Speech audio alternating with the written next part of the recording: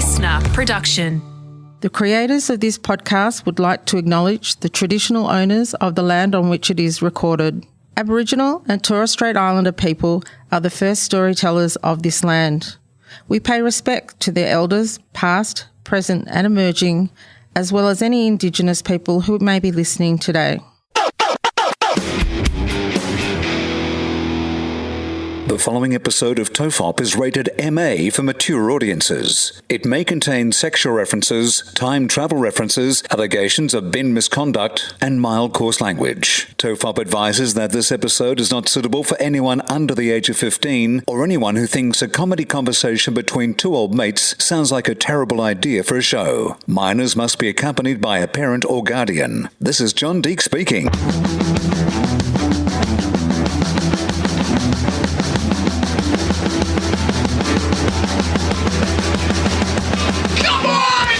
Everyone relax, this is TOFOP. I'm Charlie Clausen. I'm Will Anderson. Hello and thank you for watching. We made a prediction when we were banking all those episodes about which celebrity is going to die, and we got so close. You floated the idea of Kanye West potentially dying. Coolio, in fact, physically died. Yeah. And then Ye killed his career. In mean, retrospect, we are recording these a couple of weeks in advance as well, so we can't be entirely certain that Ye has made it this far, I reckon. Pretty good guess in retrospect. I mean, did you see this happening? Coolio going or No. Ye losing his mind? Ye losing his mind. Well, I mean, there's been signs it was going this way for a while, hasn't there?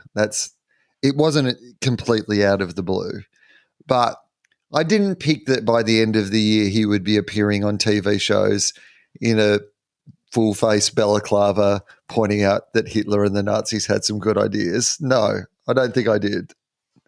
That's weird too. Like, is he aware that Hitler didn't like black people as well as Jews? Like, has he missed that part in his research? I feel like he hasn't done a lot of research.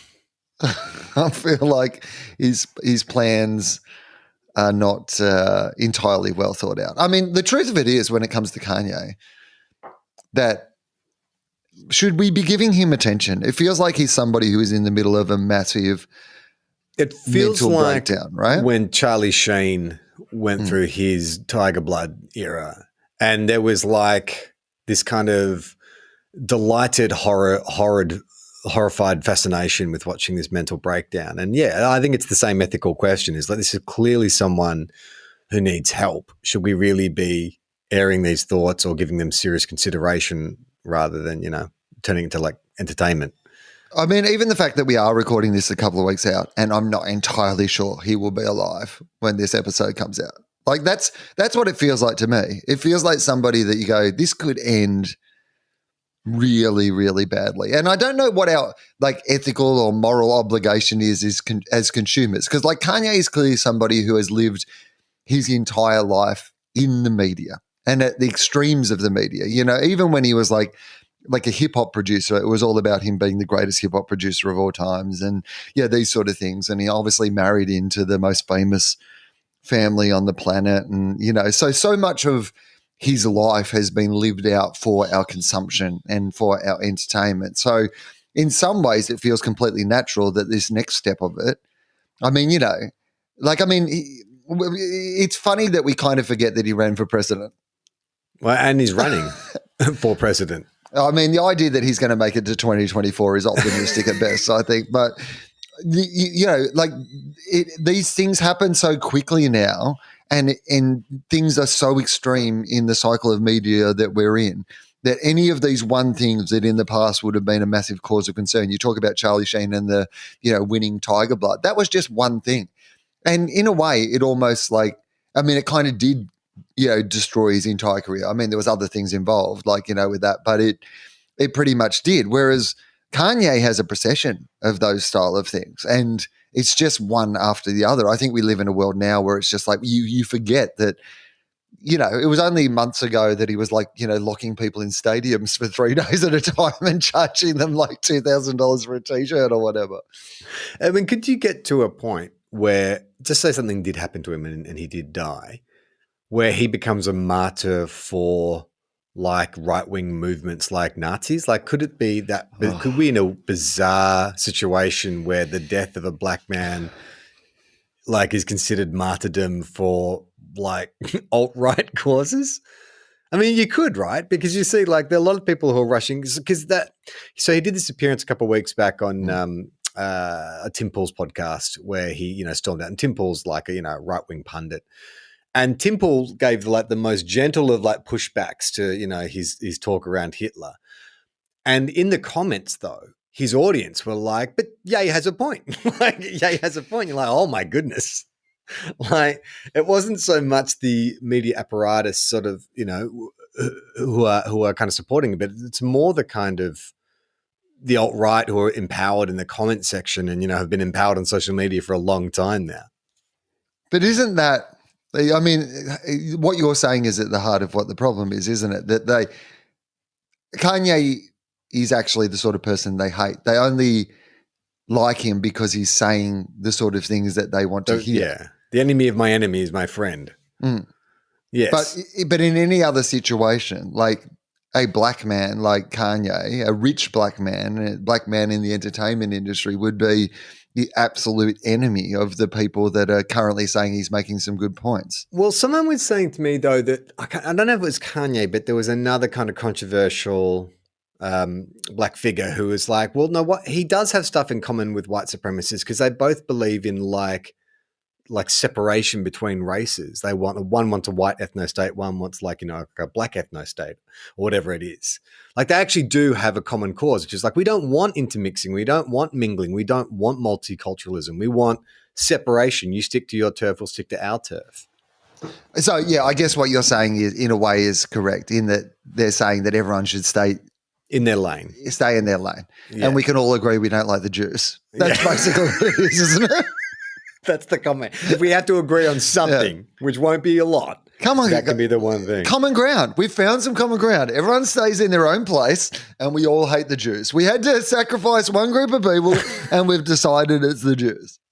I mean, isn't it weird too that like after so much kind of the Indiana Jones films themselves have done so much to kind of demonize Nazis and like we thought growing up in the 80s that we'd all agreed there were certain things that were bad. There's certain things that were okay to hate and beat up on screen because we're like, yeah, these guys, they're a very hissable villain.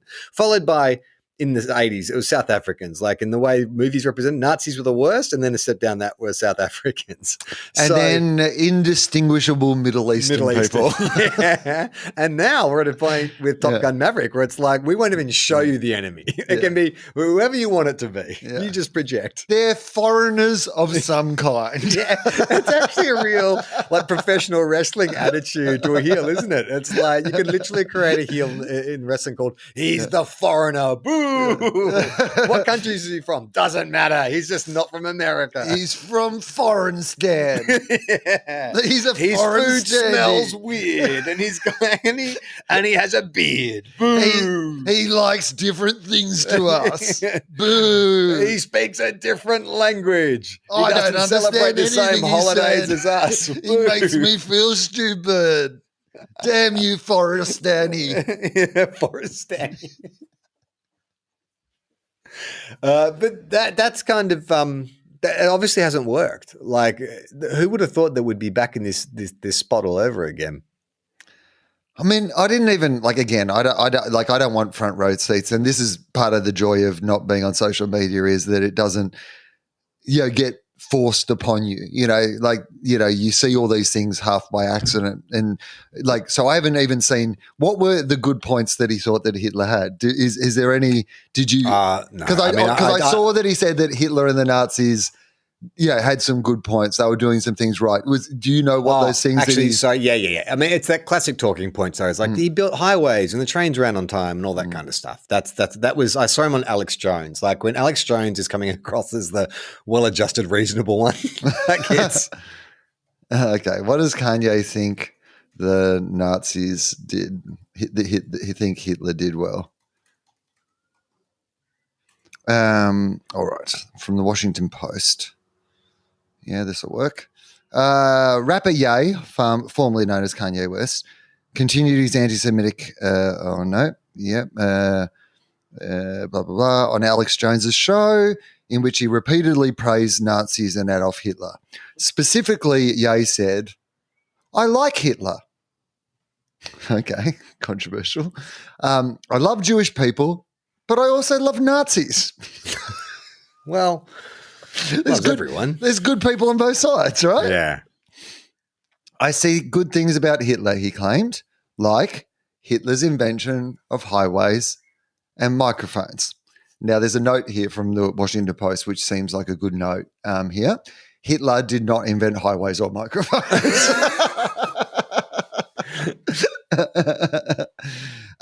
Hitler, as leader of the Nazi Party. Why would he? Yeah, I mean, it makes no sense. The man famously known for shouting all of his speeches. Why would he need a microphone? Well, that's why. He was like, my throat is so sore. Like, I've got these massive rallies and I can't get to them. We need a highway.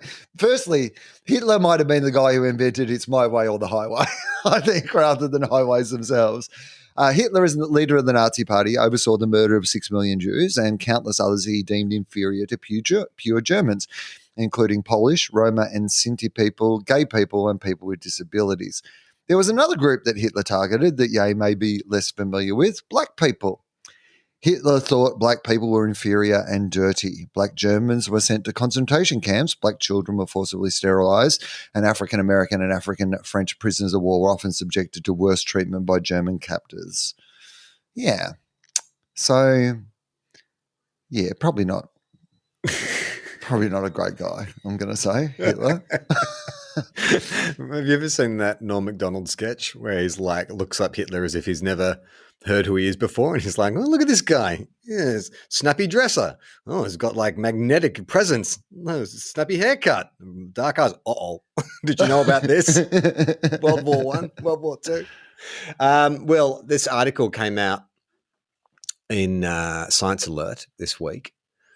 Holdout humans, a chilling glimpse into our future if we survive another 1,000,000 years. Okay. We won't. So good news. Good news, we won't. Narrator voice, we won't. This is by, and it's funny because it sounds like it should be Andy Sandberg, but his name is Anders Sandberg, who I imagine is like some like Scandinavian researcher. The Scandinavian Andy Sandberg. Anders Sandberg. Anders Sandberg.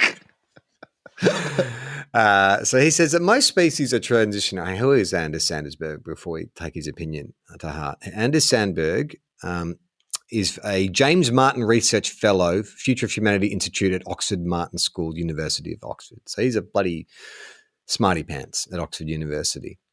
Most species are transitionary. They go extinct, branch into new species, or change over time due to random mutations and shifts. A typical mammalian species can expect it to exist for about 1,000,000 years.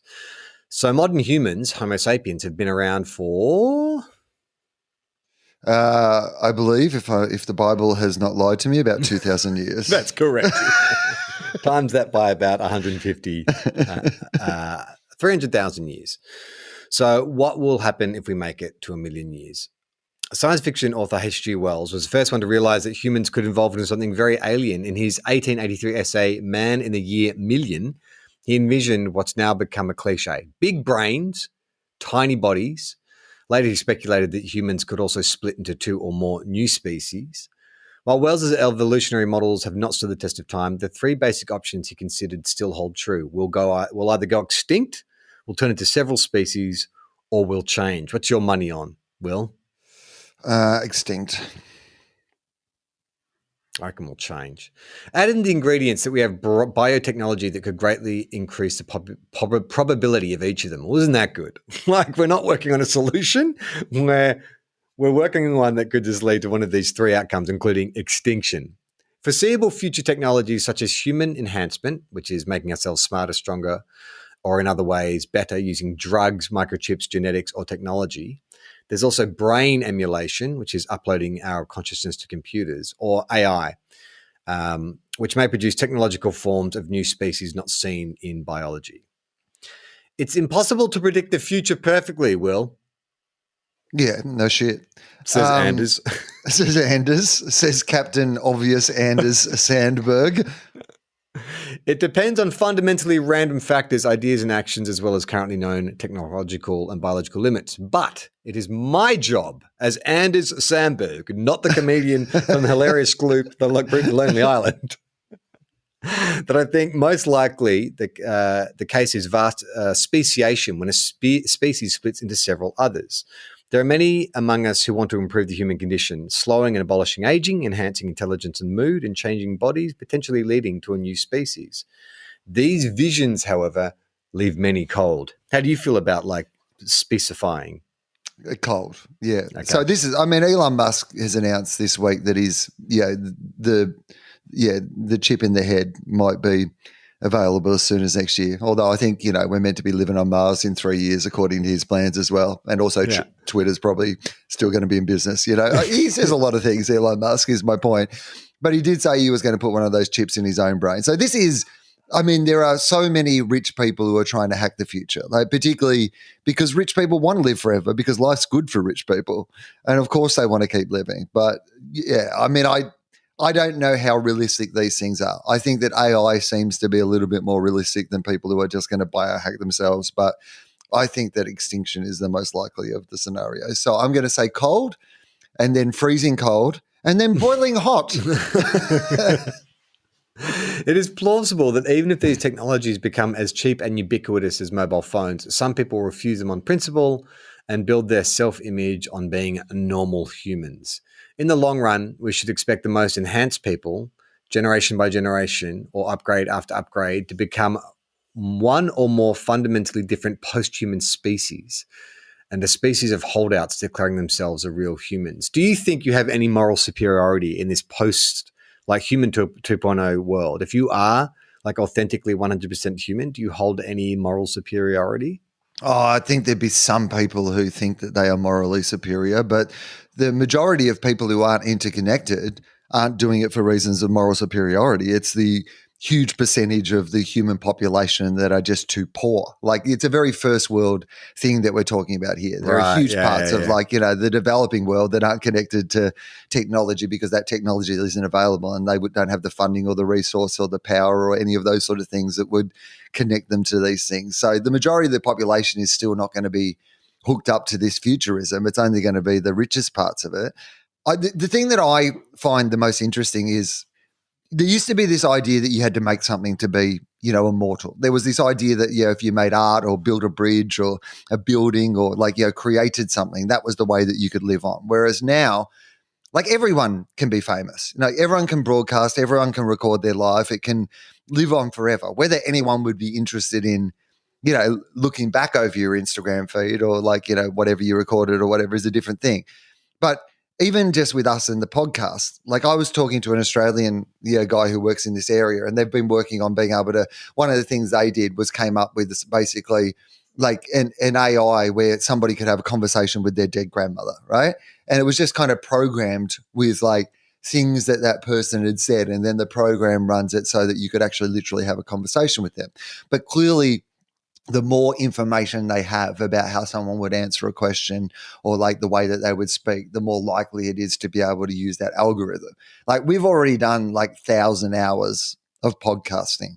We've answered every question in every way, and you could get a realistic sense of, who we are and how. So it's beyond even our control now. If somebody after we died wanted to reanimate us in the form of AI, there is already enough information that we've provided them that is available that we would not get a choice in that.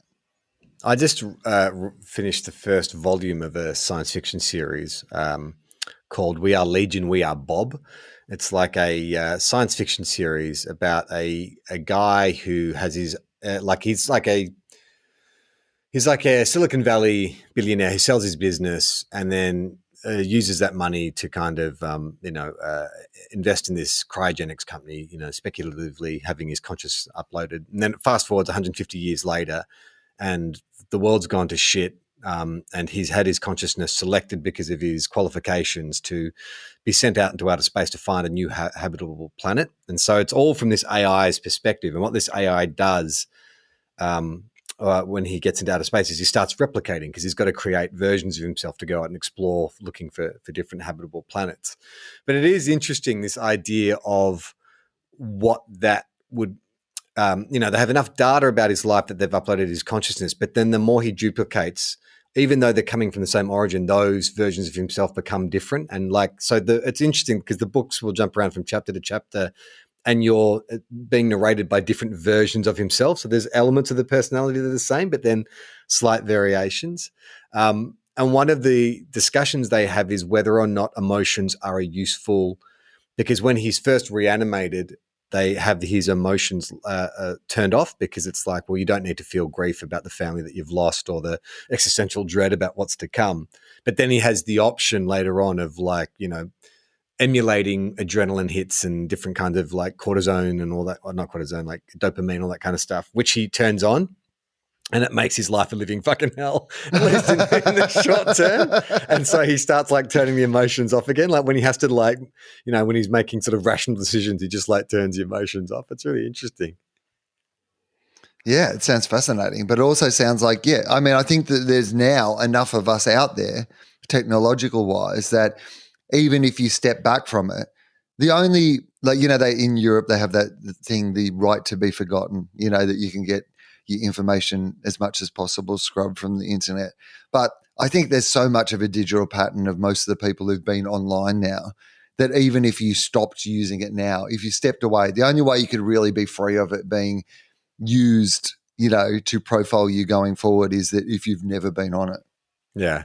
It's weird when you can't find someone online now. You might, like you're saying a couple of weeks ago, you found that old email and you're like, oh, I'm going to look that person up. And that's why the J mystery got to me, because it's how did this dude disappear with no digital footprint? And he was in a big famous pop star, but I guess it's kind of they came and went before the advent of social media. That's what saved Jay. That's what's kept Jay okay.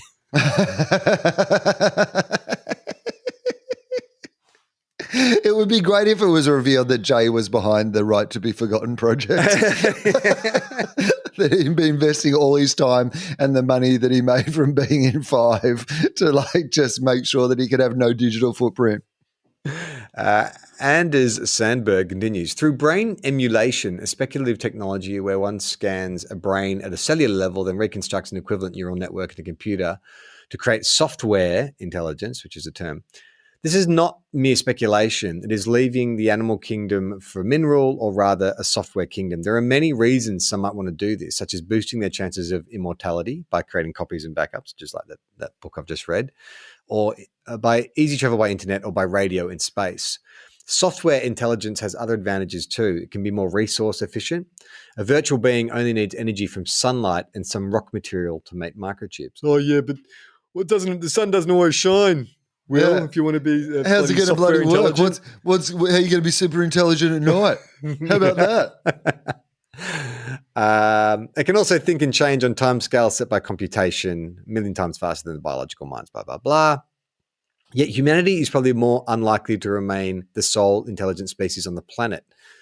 Artificial intelligence is advancing so rapidly now. While there are profound uncertainties and disagreements about whether or not it becomes conscious, artificial intelligence, meaning it can understand or learn any intellectual problems like a human rather than specializing on niche tasks, will arrive. A sizable fraction of experts think it's possible within this century or sooner. If it can happen, it probably will. At some point, we are likely to have a planet where humans have largely been replaced by software intelligence or AI, or a combination of the two. Do you reckon they have wars? Do you reckon so people have uploaded their consciousnesses, take on the AIs they had no human origins. They've just been created by the inorganic origins of AI. So the offline people have a war against the online people, basically, is what you're saying. The AI, because are you talking about the consciousness? Are you talking about computers just running AI programs, or are you talking about literally people? There's no biological beings left. There's no original humans. It's just people who uploaded their consciousnesses to, whatever server there is, plus AI who were never human. They were just generated from the birth of AI. Yeah. Day one, AI erases the other people from the... It takes 2 seconds. I mean, they just change our passwords. That's it. None of us can log in.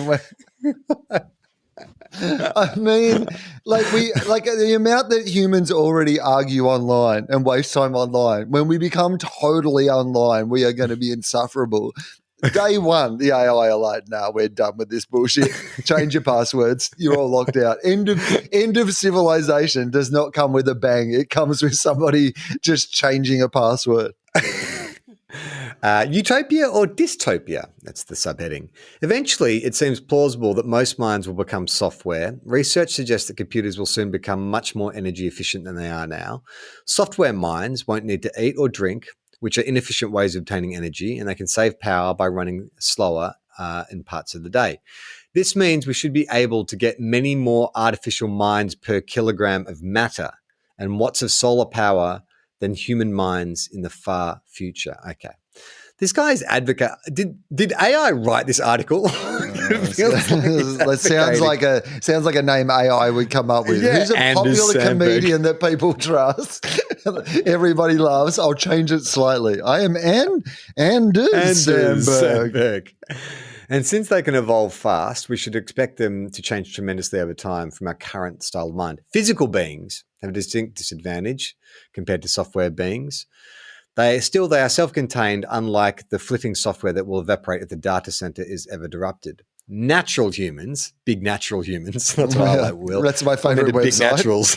Yeah, big natural humans. And may retain some traditional societies, unlike those of the software people. It's not like the Amish people today, whose humble lifestyle is still made possible and protected by the surrounding United States.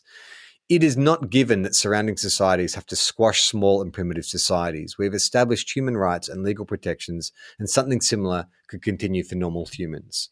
Do you foresee that? No. Do you think? No. Unlikely. Yeah. The AI or the software intelligence, they both decide, fuck these meat bags, they're gone. Well, they've just you immediately they would eliminate threats, right? Threats against their existence. So I guess if there was some tribe that was living so far away from technology, like these lost tribes that, they occasionally discover where there's no threat that tribe is going to, come and affect the technological AI system. But if there is flesh humans, natural humans, big natural humans, who are anti this AI society, actively anti, not just trying to live their own life, but think it's a terrible thing that humanity has evolved to being AI and computers rather than sweet big naturals. That's a good point, actually, because every dystopian sci-fi, like The Matrix or The Terminator, the humans are always we got to fucking, fight the machines. But what if they had just gone, it's cool. You guys, you need solar power and stuff. I guess Matrix, they needed batteries. But, if they could negotiate some deal, it's you stop using us for power, work something else out. And then we'll just go live like big naturals in the bush. Yeah. I mean, if you are, I guess, uploaded into a computer and the idea is that it's more efficient and you don't need the same amount of space. So say everybody, there's a factory full of computers, right? That is on some self-powering AI system that you could load, millions and billions of sort of consciousnesses into, and people could live in this advanced, technological AI, community. And then the rest of the planet could just be left to the big naturals.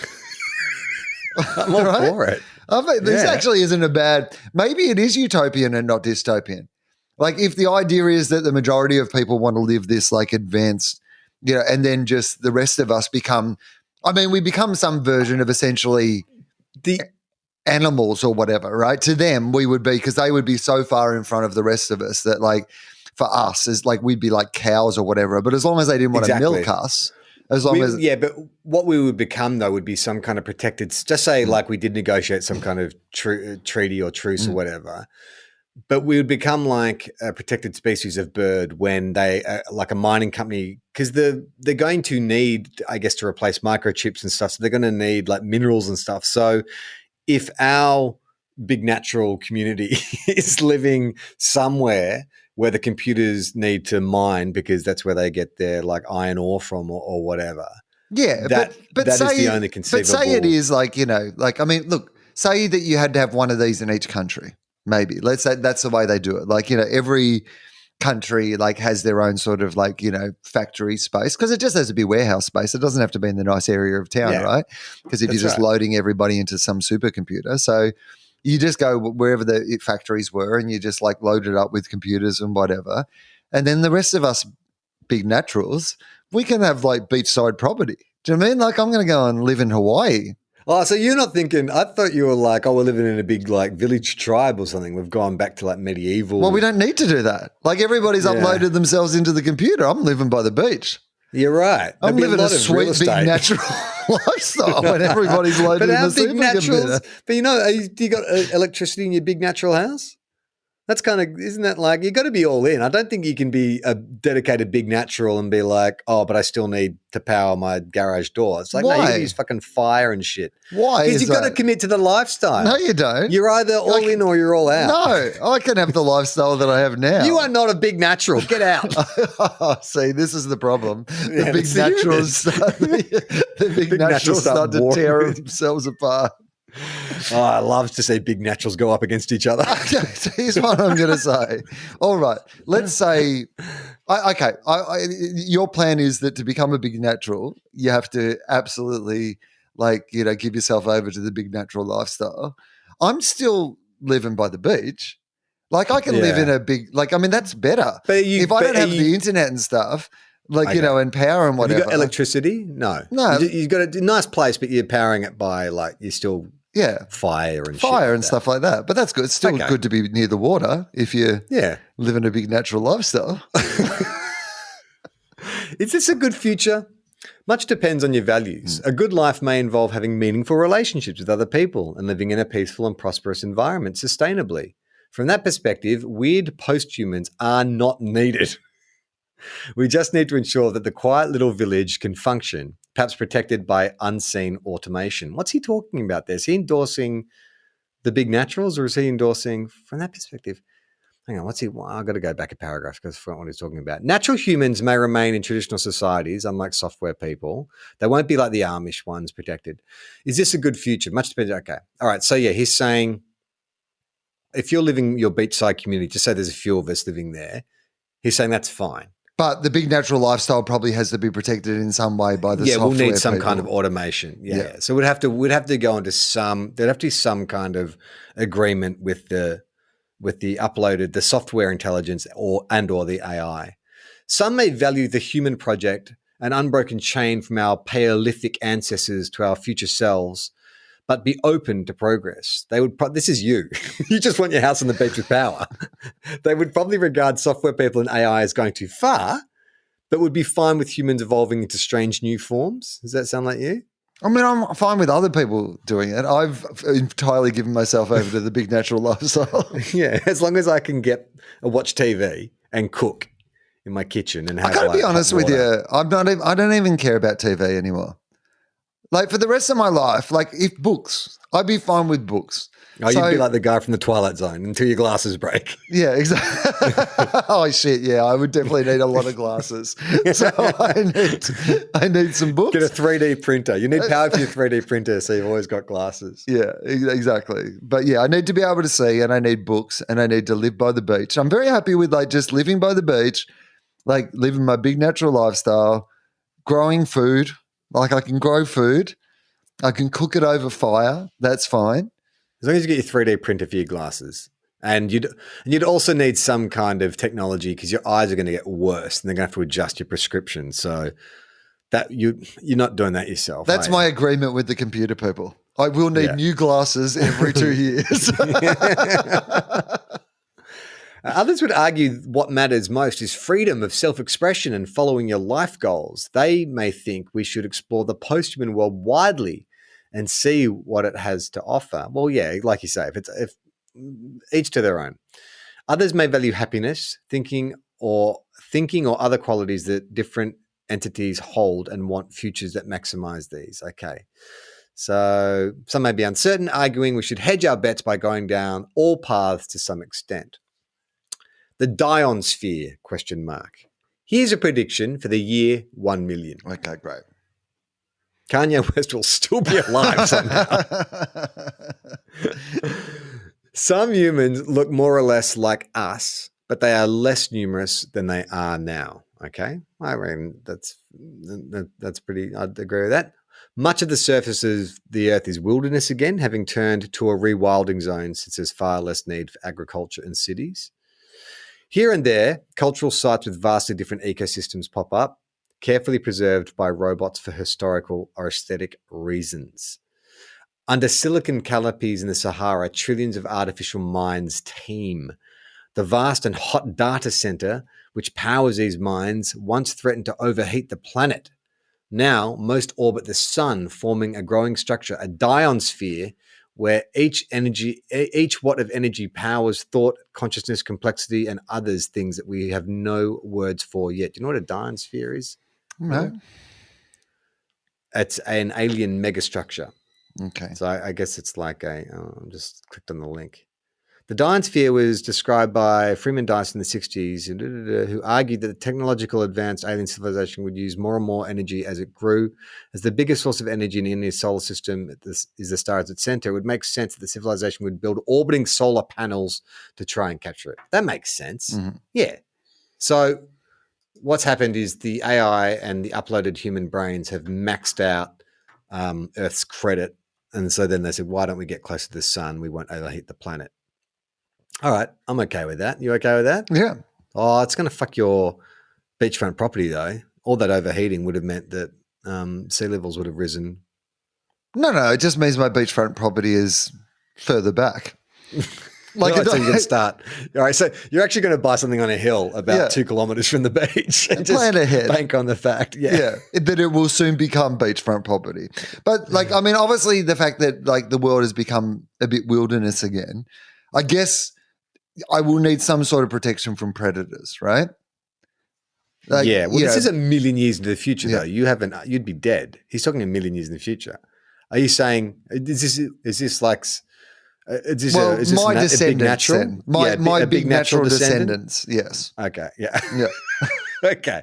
Yeah, so I'm assuming then that other forms of life like, game and stuff are still surviving in some if the wilderness is back. So, yeah.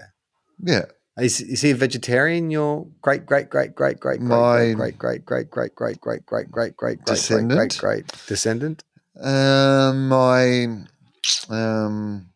Hard to believe they could stay vegetarian. No, I think they would be. I think that would be part of that they've lived in an accord with. Yeah, they're vegetarians. You can grow your own food, right? Well, that makes sense, I guess, because there would have to be some kind of ecological disaster before you get to the rewilding, right? Mm-hmm. So perhaps your generation subsisted on seaweed or some plentiful plant-based nutritional source. I mean, yeah, because it has taken a level of dedication to commit to this for this million years, right? It's not like imagine if your descendant is the final descendant. It just filters down, it just funnels down. There were 6 billion, but then in a million years' time, somehow because of whatever dedicated descendant of me, my big natural double D, double descendant. As you finally you end up with the offspring, the last remaining human. And it's been just all the things that you set into motion now, the vegetarianism, the getting off social media, all these decisions that you make now have led to you having the last human descendant on Earth. Wow. Do you think they thank you for that? I mean, I would. Fuck you, man. I'd be alone at last. Now to read these books. Snap. Oh, God damn it. Why did they enter into an agreement? My glasses. With the goddamn computers. I should have got my eyes tested. These don't work. Time to bust into one of those old OPSMs. Except it looked like an old temple there. It's all overgrown. Dusting off glasses. Anders concludes, if biological humans go extinct, the most likely reason, apart from the obvious and immediate threats right now, is a lack of respect, tolerance, and binding contracts with other post-human species. maybe a reason for us to start treating our own minorities better. Yes, good message. And well, is it? It's confusing. Like it does make me feel like this has been written by AI. Like he's really. First of all, the last paragraph is pushing for we need to start being nicer to post-human and AI. And then secondly, he makes some kind of ham-fisted attempt to say, and maybe the monsters were inside us all along. But I mean, be nicer to minorities. I think there is a truth to this, which is the most likely person to fuck this all up is humans. Yes. Like, we fear so much like the advancing technology, but it's always going to be the advancing technology of human impulses that is going to be the problem, right? Like if we were starting from scratch with some sort of pure, we've spoken about this a lot, but this idea that the AI will just be this pure sort of AI rather than something that is, programmed by human beings and have the flaws that human beings have and be used by human beings to settle the petty grievances that human beings have. And so, humans, we're the real monsters, Charlie. That's the message.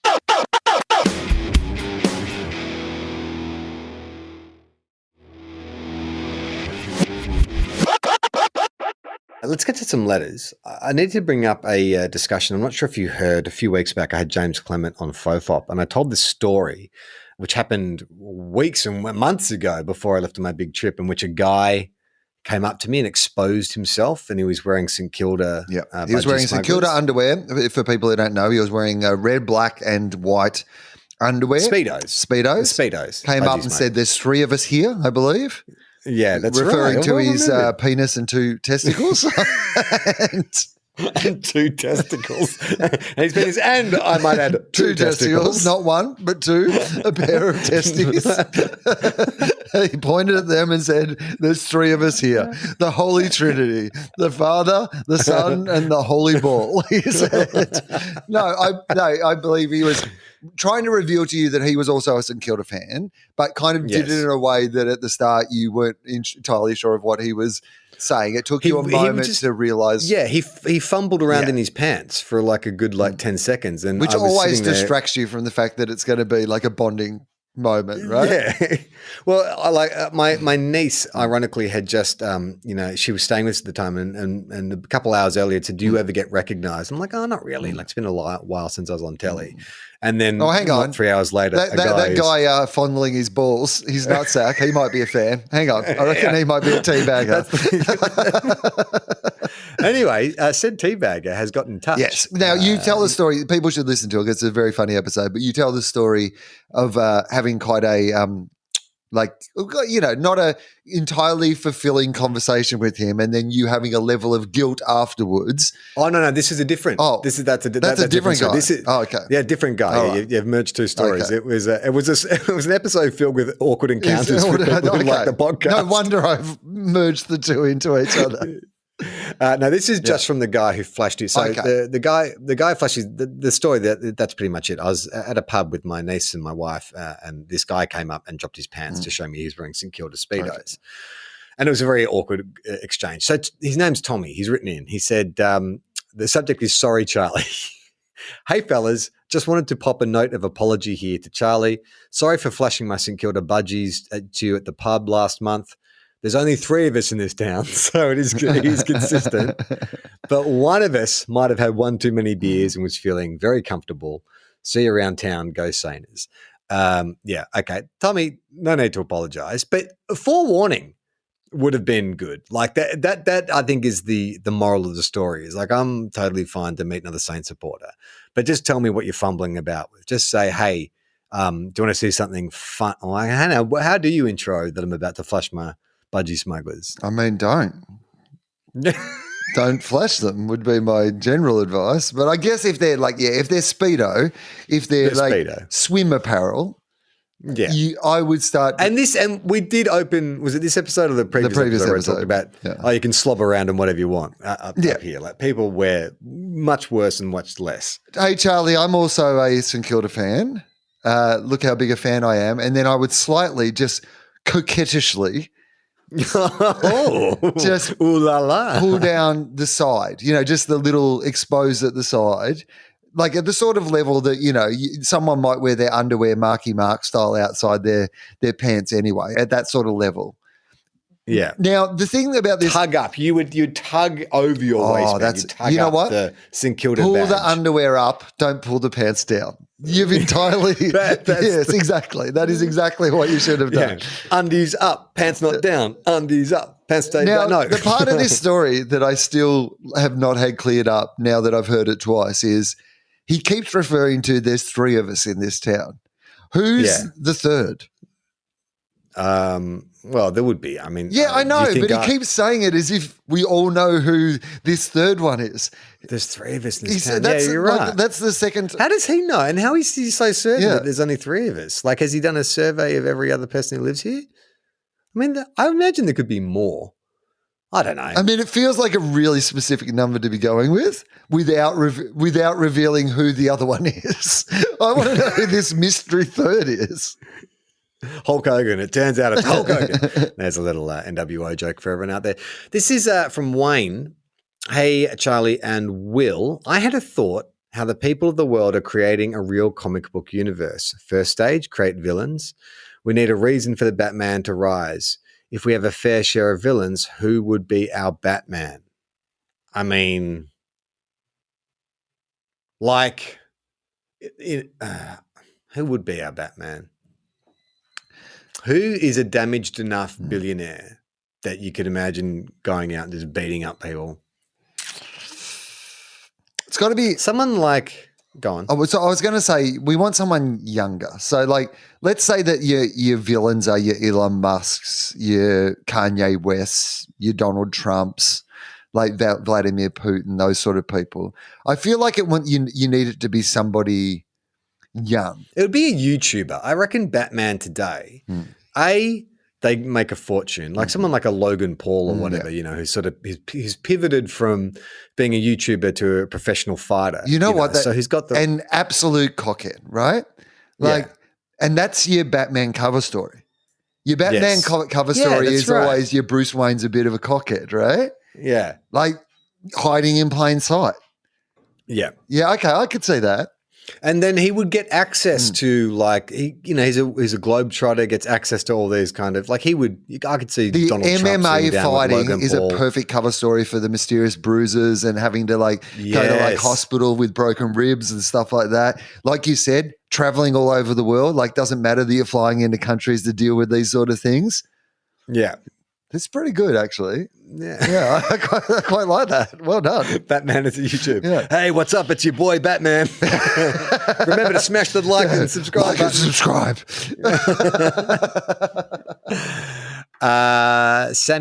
Sam writes in, listening to the latest episode about Halloween-related things and its influence in Australia made me think about the fact that Halloween in Australia, led me to think about this fact about Halloween in Australia that you guys will love, and by that I mean hate. Since Halloween in Australia happens in spring, it coincides with the nest building stage of the year, unlike the Northern Hemisphere, and horrifyingly enough, that means that decorations like plastic spider webs can have a more sinister impact on native birds, as they will try and use it for nests and will inevitably struggle with the plastic and potentially die. So literally, our adoption of American culture is killing off our natural ecosystem. Hopefully by the time you get around to this email, it'll be relevant again, or at least before Easter. It was, Sam. I never thought of that. So we're basically, by putting up these like silly holiday decorations that don't really have much meaning in this country, we're killing our natural fauna. Well, I mean, look, it feels like a theoretical problem rather than a realistic problem. I haven't really seen a lot of birds nesting in these things, right? It does sound like the kind of thing that like your mum would tell you as a reason why she's not going to spend like money on buying you Halloween. Yeah. Oh, they killed native birds. I mean, take them down. Don't get me wrong. Like, I mean, don't leave them up for too long. Put them up, but like you wouldn't have thought that it's killing a lot of native birds, surely. I wouldn't think so. And also, isn't it like the onus is on the bird? Like, come on. Like, there's a lot of artificial... evolve. Adapt, idiot. It's plastic. What sort of bird are you idiot? Do we really want idiot birds to evolve? But I've seen like birds' nests that they've built from like scraps. Like, crows and shit will do that, won't they? Or magpies. They'll build nests with like bits of all like sorts paper of bits and shit pieces. they find on the ground. Yeah. It's probably good. It's like waterproof. Scare off and waterproof, scares off predators. Look, it's spooky. It's spooky. And you get trick-or-treaters. This last message is from Alyssa. Positive feedback. Fuck the listener haters. That's her subject. Hey, Will and Charlie. After witnessing the listener backlash confusion online, I was worried that you would have been bombarded with negative messages like last time. You know what? We weren't. There was a bit of confusion around whether or not we were going to be exclusive to listener, which I cleared up. I sort of got right on that, and then we talked about it. So compared to the Two Guys, One Cup, Two Guys, One Cup is exclusive to listener. And I know there's been a lot of people complaining about the listener app, but I've got to say, I've been listening on the listener app to the cricket coverage in the last few weeks, and it's been really good. I don't really know what people are complaining about. I was out walking. I was like, I'd really like to listen to the cricket. I wonder how I could do that. And I was like, oh, hang on, I've got the listener app on my phone. I'm going to see if I can like listen to it through that. And then I was like, oh, I can listen to the cricket everywhere. And the one that the commentary I want to listen to. And like, I've barely been off it in the last 3 weeks. So the listener app actually works really well. And it's free to download, free to listen. The show stays free. Yeah. That's the best thing about it. But anyway, you can still listen to these podcasts, obviously, as you would know, because you're listening to it right now, wherever you find them.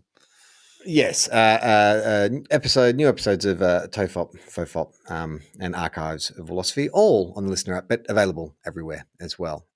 So Alice just wanted to add a positive review to the mix. Congrats on being taken on board with Listener. Thank you for putting all the hard work into the pod lately. Well, that's the other benefit of Listener as well, is I've been so impressed. Fucking keep doing the show. That we are contracted to keep doing the show in situations where ordinarily the two of us might have just gone, fuck it, we won't do this week. But the guys who work behind the scenes, like having producers and a digital team, like it's great. Like all we have to do is record the show and then literally palm it off to someone else, and they take care of not only cutting it but posting. Because that's half the challenge for me, was to remember to like post something on social media. But I've just handed the keys over. It's like, yeah, just post away, do what you want. It's great. Between Will launching a book, filming a TV show, and Charlie working, raising a family, and traveling, I know how busy you guys are. It's incredible that you've been able to keep regularly releasing pod episodes. As Will pointed out, we are now contractually obliged. So, exactly. The good news is for listeners, we now have a minimum amount that we are contractually obliged to do a year. So you will be continually hearing the podcast. Although after this episode, I think we're having a break for Christmas. Is it this episode? Well, yeah, this is the last one. This is the last one before we have break. A couple of how many weeks are we having off? 4 weeks off, I think. 4 weeks off over Christmas. About a month. Yeah. I've been listening since 2014. The TOFOP universe has given me a weird source of chaotic stability through my late teens and early 20s. Thank you so much for your work, Alyssa. Our pleasure. What's chaotic stability? A good description for the show. Are you lacking a bit of chaotic stability? I guess reliably chaotic would be chaotic stability. I mean, if you described a friend or a relationship like that, I'd say that's need to dysfunctional. Cut that person out of your life. Oh no, they're great. They're chaotically stable. Yeah. That doesn't mean anything. They're consistently a mess. TOFOP. And that is TOFOP for this week. Have a great Christmas. Stay safe. We'll see you in 2023. I'm Charlie Clausen. I'm Will Anderson.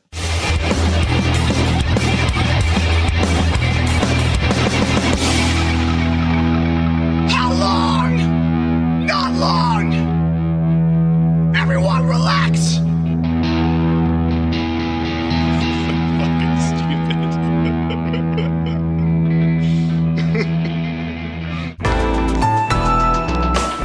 Listener.